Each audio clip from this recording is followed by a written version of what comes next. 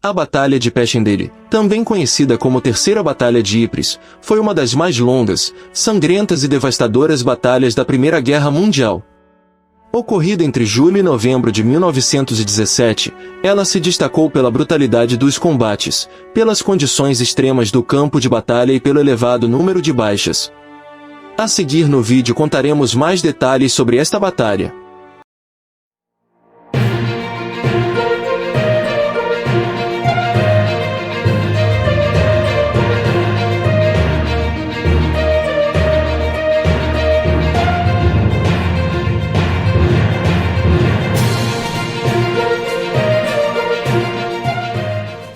Amigos, sejam bem-vindos ao canal Reproduzindo a História. Neste vídeo vamos falar de uma das batalhas mais sangrentas e devastadoras da Primeira Guerra Mundial, a Batalha de Passchendaele. Mas antes, se você não for inscrito em nosso canal, se inscreva já e acione o sino das notificações.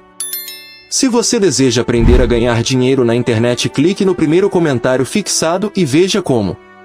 A batalha foi liderada pelos britânicos sob o comando do Marechal Douglas Haig, cujo objetivo era romper as linhas alemãs na Bélgica e capturar os campos elevados ao redor da aldeia de Passchendaele. A meta final era seguir em direção à costa belga e destruir as bases submarinas alemãs, que ameaçavam as rotas de abastecimento aliadas no Atlântico. A batalha ocorreu após o fracasso retumbante da ofensiva do Somme em 1916. Os aliados procuravam assim uma vitória decisiva para acabar com o impasse na frente ocidental. A batalha ficou marcada pelas condições climáticas terrivelmente catastróficas. O início das operações foi acompanhado por fortes chuvas, que transformaram o campo de batalha em um enorme lamaçal. O terreno de Flandres, já naturalmente pantanoso, foi ainda mais devastado pelos bombardeios incessantes, que destruíram a drenagem do solo. Os soldados enfrentaram assim condições extremas, com muitos morrendo não apenas devido ao combate, mas também por afogamento na lama. A tropa e os equipamentos ficaram presos, e o avanço das tropas foi extremamente lento e extenuante. A preparação para a intervenção incluiu um intenso bombardeio de artilharia, que durou 2 semanas e envolveu literalmente uma chuva de projéteis. Embora as defesas alemãs tenham sido devastadas, o bombardeio também piorou muito as condições do campo de batalha, criando enormes crateras que se encheram de água e lama. As tropas britânicas e canadenses avançaram assim com muita dificuldade. Os primeiros dias da batalha trouxeram ganhos mínimos, na verdade ganhos ínfimos. Cada pouco avanço ainda era frustrado rapidamente pelos intensos contra-ataques alemães e o terreno enlameado tornou qualquer deslocamento um tremendo inferno, era quase impossível carregar qualquer equipamento pesado. Além disso, os morteiros alemães estavam fustigando as tropas aliadas. As cartas escritas por soldados durante a Batalha de Passchendaele oferecem uma visão poderosa e emocional do que eles vivenciaram durante essa campanha brutal da Primeira Guerra Mundial. Muitas dessas cartas refletem a desesperança, o medo e a exaustão dos combatentes, bem como a tentativa de transmitir coragem e consolo aos familiares em casa. E mostraremos alguns trechos destas cartas. Os oficiais do campo de batalha em Passchendaele mencionavam frequentemente o lamaçal, as trincheiras inundadas e o horror das condições em que os soldados lutavam. Neste trecho a seguir da carta do sargento J. L. Corrigan, do Corpo de Médicos do Exército Canadense, ele menciona sobre as terríveis condições do terreno, abre aspas.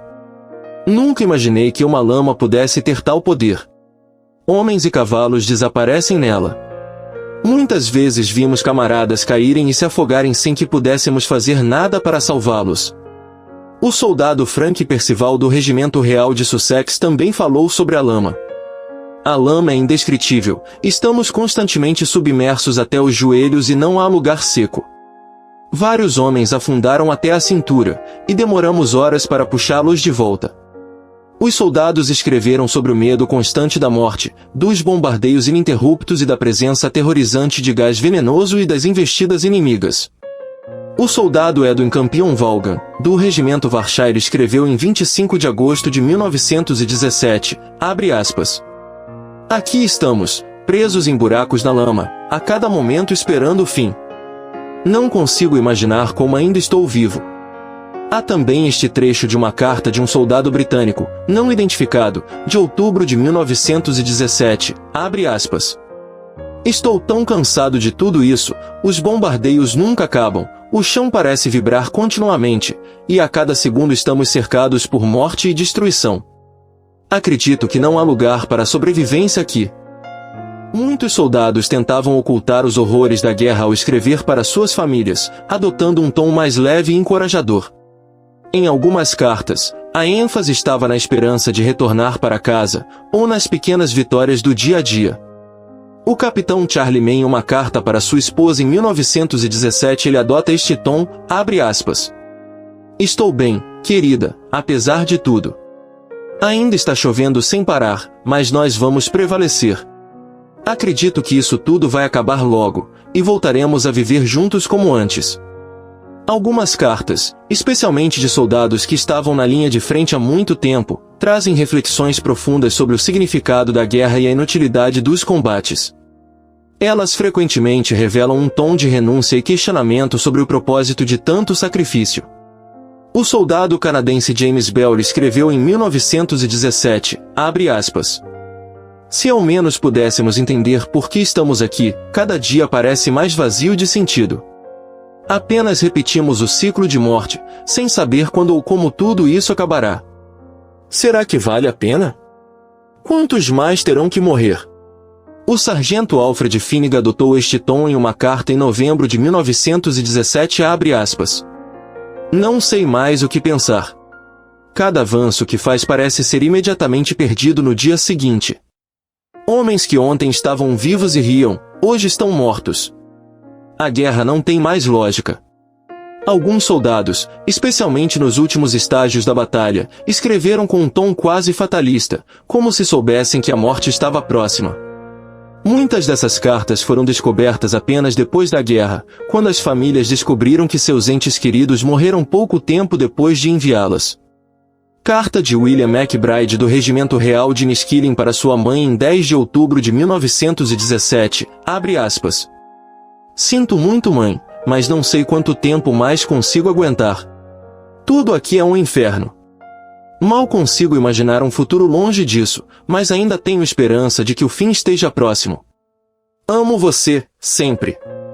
O soldado James Frank Howard, morto em ação em novembro de 1917, escreveu, abre aspas.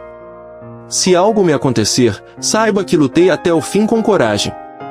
Mas há uma sensação aqui, entre todos nós, de que não sairemos vivos disso. Talvez seja apenas a exaustão falando, mas queria que você soubesse que penso em você a cada momento. Algumas figuras notáveis lutaram em Passchendaele, entre elas estavam Bernard Montgomery. Antes de se tornar um dos mais proeminentes generais britânicos na Segunda Guerra Mundial, Montgomery serviu como oficial na Primeira Guerra Mundial. Ele foi ferido gravemente durante a Batalha de Passchendaele. Outra figura foi J.R.R. Tolkien, o autor de O Senhor dos Anéis. Tolkien lutou nas batalhas do Somme e Ypres, que incluiu uma campanha de Passchendaele.